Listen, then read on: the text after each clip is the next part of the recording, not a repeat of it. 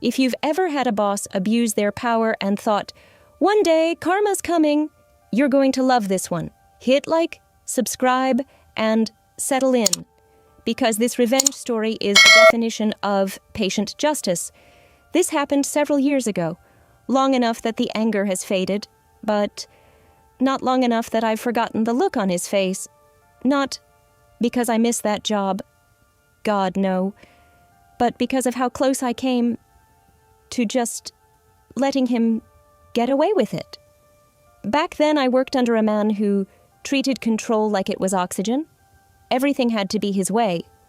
Emails, formatted exactly how he liked. Subject line, spacing, even the greeting. Reports, printed in the precise order he preferred. Meetings, even the way people spoke.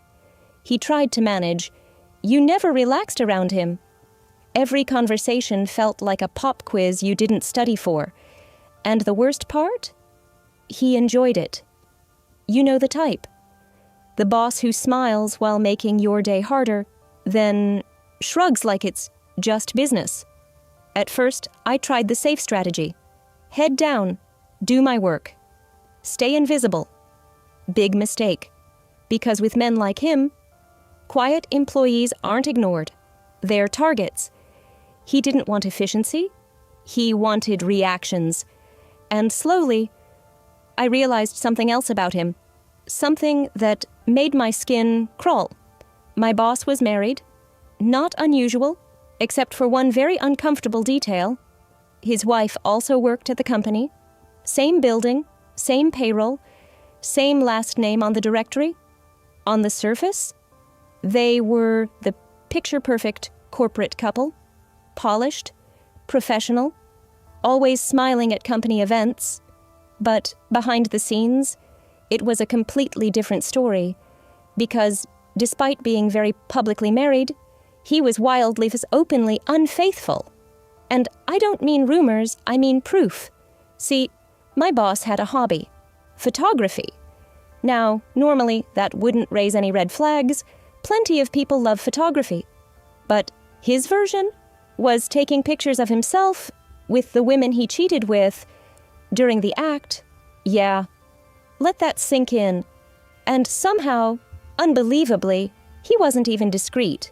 He would bring printed photos to work, actual glossy prints, and show them off on the production floor like trophies, like it was some kind of sick highlight reel. Most people did the same thing I did. Uncomfortable smile, quick subject change. Look busy, because nobody wanted to confront him. He had power, and he knew it. Crazier. Around that time, I had started seeing someone. He worked at one of our other offices. Long distance, not easy, but we made it work. Late night calls, weekend visits when we could manage them. He was calm in a way that balanced out my stress perfectly. Honestly, he was way too good for the chaos of that company. For a while, things were peaceful. Work stress stopped following me home. I finally felt like I could breathe again. Until my boss found the moment he learned I was in a relationship, something changed. You know that feeling when someone starts taking too much interest in your personal life? Yeah, that. At first it was small, little comments. Long distance, huh? That must be difficult. Questions that sounded casual, but weren't. My stomach would tighten every time he leaned against my cubicle wall. Too close, too curious. I told myself I was overthinking. I told myself he'd get bored. Yeah, I was wrong. On one of his trips to our office, he made his move. I still remember the tone. Too confident, too comfortable, like he genuinely believed this was going to work. He closed my office door halfway and said, "You know, we could have some fun when you're in town." Just like that. No shame, no hesitation. For half a second, my brain went completely blank. Then, the heat hit my face. But here's the thing about me. I don't freeze. I don't panic. I looked him straight in the eye and said, Calm and cold. I'm not interested. Please don't ask me that again. Professional. Clear. Final. And the second the words left my mouth, I saw it. That tiny crack in his ego. That microscopic twitch in his jaw. Men like him, they're not used to hearing no. And in that moment, I knew. He wasn't going to forget this. Not long after, I was fired. Official reason? Performance-related. Of course it was. The timing? Way too perfect. The paperwork? Paper thin? And the look on his face when I came back to collect my things? That smug, tight little smile? He never admitted it. He didn't have to. I knew. And from that moment on, this stopped being just a bad boss story. Now, this was personal. But here's what I also knew. Anger makes people sloppy, and I didn't want sloppy. I wanted patient, because men like him always believe they're smarter than everyone else, untouchable, careful, protected, and eventually, they hang themselves. You just have to wait long enough. So, I waited. Weeks turned into months. I focused on rebuilding my life, focused on my relationship, focused on anything that wasn't him. But one detail kept replaying in my head. Over and over and over. He never kept those photos at home. Too risky. His wife might find them. No. He kept them in his office, locked away, hidden in plain sight, and all I needed was one clean opportunity. It finally came on a quiet Saturday. My boyfriend, now my husband, was working overtime at the same company. The building was nearly empty. You know that eerie weekend office silence? Fluorescent lights humming, long hallways half dark. Too quiet. Then my phone buzzed. Text from him. Cleaning crew just unlocked his office. My heart started pounding so hard I could feel it in my throat, because we both knew. This was the window.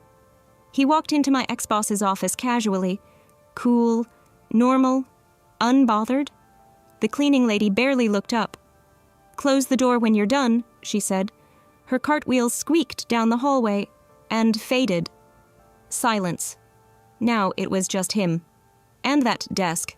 Top drawer. Nothing useful. Second drawer. Paperwork. For a second he thought maybe we were wrong. Then he pulled open the third drawer. And there it was. Way in the back, hidden under folders, a thick stack of photos, about 4 inches tall. My ex-boss's disgusting little trophy collection, faces visible, crystal clear, no denying anything. My boyfriend didn't hesitate. He took the entire stack, every single photo, closed the drawer, closed the office, walked out like nothing happened. And just like that, the long game was finally in motion, but we still waited, because timing matters. Weeks later, when my ex-boss went on another business trip, we made the final move. From a post office near his house, an envelope was mailed. No return address, no note, no warning, just the truth. Inside, 12 carefully selected photos, the worst ones, the clearest ones, every woman in the photos, dark or red hair, his wife, blonde, impossible to explain away, impossible to deny. At first, nothing. Days passed, then a week. I started wondering if maybe the envelope never arrived. Maybe it got lost. Maybe... Then the office gossip exploded.